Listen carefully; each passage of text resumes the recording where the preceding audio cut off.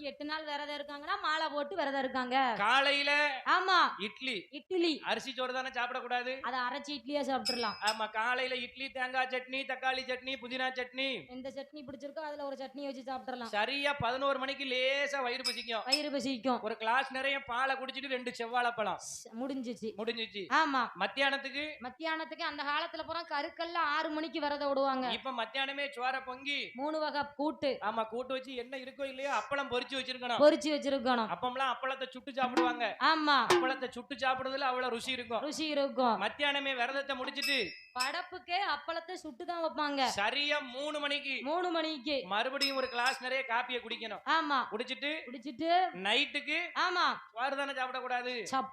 சப்பாத்தியை உருட்டி சப்பாத்தி மாவை போட்டு சப்பாத்தியை போட்டு குருமா வச்சு சாப்பிட வேண்டியதுதான். அப்படி விரதம் இப்ப இருக்காங்க. ஆமா, ஏன் அப்படி விரதம் இருக்காங்க?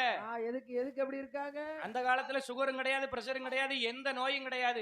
நோயே அந்த காலத்துல கிடையாது. இப்ப காலையில ஒரு மாத்திரை போடணும், நைட்டுக்கு ஒரு மாத்திரை போடணும். ஆமா, சாப்பிடாம மாத்திரை போட்ட முடியாது.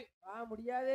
அப்படி சாப்பிடாம இருந்தோம்னு வை. ஆமா, 8 நாள் அப்படி சாப்பிடாம ஒரு நேரத்து சாப்பாட்டுல விரதம் இருந்துட்டோம், அதுக்கு ஒரு நோய் வந்துருது. அப்படி இல்ல.